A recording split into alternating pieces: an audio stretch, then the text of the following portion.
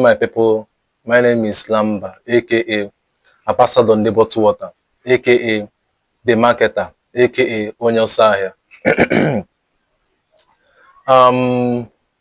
I am the upcoming ambassador of Aquafina Bottle Water and Don Shine Bottle Water.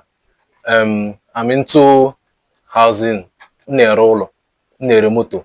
Publish a market fast. I become the marketer. So ọkwa ndị Igbo isi that market na UK translate ozi na Igbo language ozi onye ọsa ahịa ha out there. So some of my friends, because when fan some of my friends, my cartels, my niggas are joining them say Lamba, give me an about life.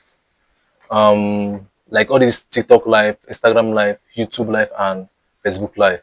So all matter with time. Oh bro. Because for life, it's already made you about our life we ourselves. More even my next year, but with time, I'm gonna buy that one about life. And about life, I'm going to about YouTube live, either YouTube live or I might be for now. Time with time, I might be for now. But only they updated, I very soon give about our life. So thank you. So nature fuller, like my video, subscribe or follow, share my video.